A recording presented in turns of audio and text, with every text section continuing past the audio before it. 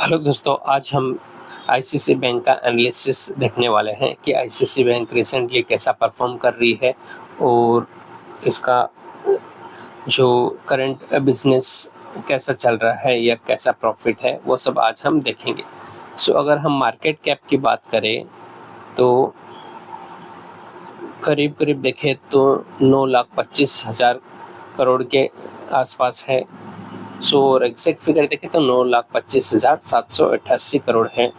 Current price अभी 1292 के करीब है और इसने हाई 1500 और लो 1188 के आसपास किया है। डिविडेंड यील्ड देखें तो इतना कोई खास नहीं है, 0.85% का डिविडेंड यील्ड है और करंटली जो इसका आरओई और जो आरओसी है तो वो अगर हम देखें तो 16% के आसपास अभी हमें यहाँ पे दिख रहा है कि आरओई है 16.1% और आरओसी है 7.20%।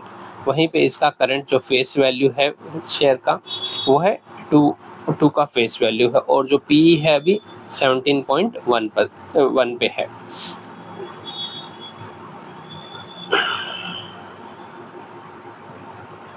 अगर हम इसके रेवेन्यू की बात करें तो मार्च 2023 में इसका जो रेवेन्यू था वो लगभग 34 हज़ार के अगर आसपास हम मान सकते हैं। फिर 2000 अगले क्वार्टर में अगर हम देखेंगे तो या फिर अगले ईयर हम मार्च में देखते हैं तो 34 से काफ़ी अच्छा बढ़ा है। देखो 42,000 तक हो गया है, सेम ऐसे ही मार्च में 48 तक। रेवेन्यू तो कंपनी का ईयर बाय ईयर बढ़ ही रहा है और क्वार्टर बाय क्वार्टर भी हम देखेंगे तो ग्रोथ दिख रहा है। सेम अगर प्रॉफिट की बात करें है फाइनेंशियल प्रॉफिट, तो कंपनी का जो फाइनेंशियल प्रॉफिट है वो तो देखो इतना कुछ खास नहीं, नेगेटिव दिखा रहा है, हमें काफ़ी नेगेटिव दिख रहा है इस बीच में।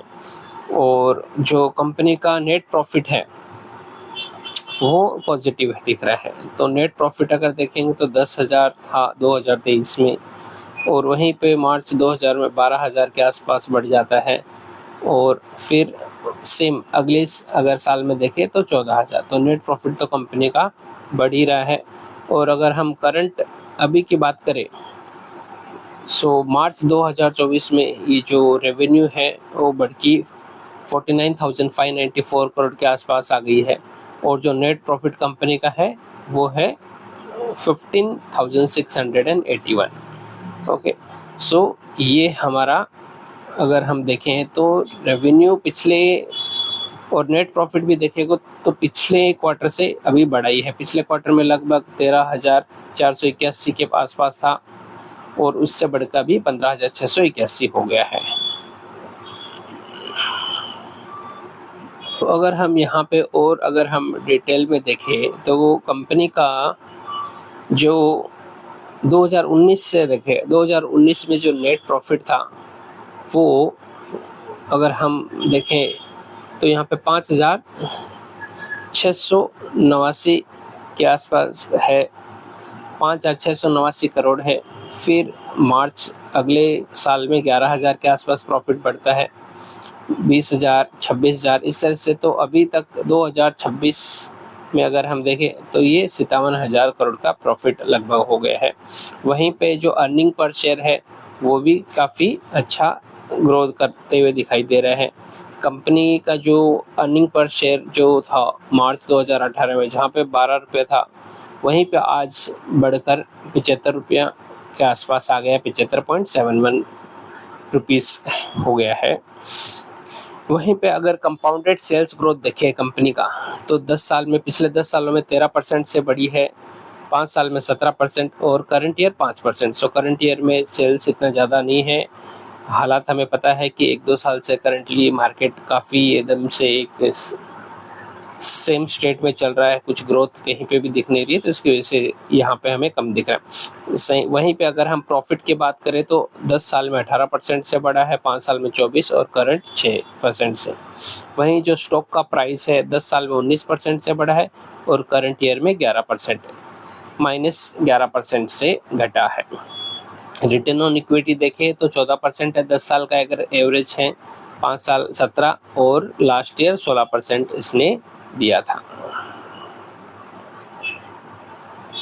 अगर और कुछ देखें तो कंपनी के पास काफ़ी अच्छा रिज़र्व है, और देखोगे तो 3,58 करोड़ 946 करोड़ का रिज़र्व है कंपनी के पास। और डिपॉजिट भी कंपनी के पास बहुत अच्छा है, 18,30,020 करोड़ का है। बोरिंग इतना ज़्यादा नहीं है, 2,20,000 करोड़ का है लगभग। और अगर हम बात देखें,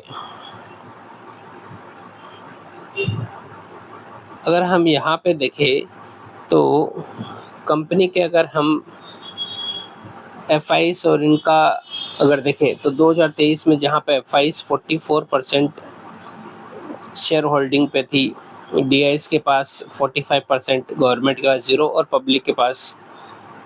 अगर हम करंट सिचुएशन में देखें तो फिलहाल अभी जो एफआईस का है वो शेयर होल्डिंग 45% से ऊपर बढ़ चुका है। वहीं पे डीआईएस ने अपनी जो पिछले क्वार्टर से थोड़ी यहाँ पे इसमें हिस्सेदारी घटाई है, 44.95 से 44.77% पे आ गई है। गवर्नमेंट ने अपनी हिस्सेदारी इसने यहाँ पे कांस्टेंट रखी है अभी पिछले 3 क्वार्टर से। उससे पहले एक बार जून क्वार्टर में 0.28% हुई थी। वहीं पे जो पब्लिक है उनकी हिस्सेदारी भी यहाँ पे अगर हम देखें तो पहले 10% थी, फिर पिछले क्वार्टर में 9.08 थी, और फिलहाल अभी यहाँ पे थोड़ी सी बढ़ते हुए दिख रहे हैं 9.12। सो ओवरऑल देखें तो कंपनी का जो परफॉर्मेंस है एक अच्छी ग्रोथ पे चल रहा है एक। और जो अर्निंग पर शेयर भी ठीक ही है, कंपनी के पास रिजर्व भी काफ़ी अच्छा ही है। ओवरऑल ठीक है अगर हम देखेंगे। और जो एफआईस और डीआईस जो अपना है हिस्सेदारी इसमें क्या कर रही है, अगर हम देखें तो बढ़ाया है ये क्वार्टर में, एक मामूली सी बढ़त है 0.13% की, लेकिन फिर भी अगर हम देखें तो थोड़ी सी तो बढ़त है। और डीआईएस की भी अगर यहाँ पे देखें तो डीआईएस ने यहाँ पे थोड़ा अपना माल यहाँ पे घटाया है, कुछ मामूली सी 0 पॉइंट अगर हम देखें तो कुछ 0.27% या 28% के आसपास यहाँ पे घटाया है। ये था हमारा एनालिसिस आईसीआईसीआई बैंक के बारे में। आपको ये वीडियो कैसा लगा है ज़रूर बताइए। ऐसे ही वीडियो के लिए आप हमारे चैनल से जुड़े रहें। धन्यवाद।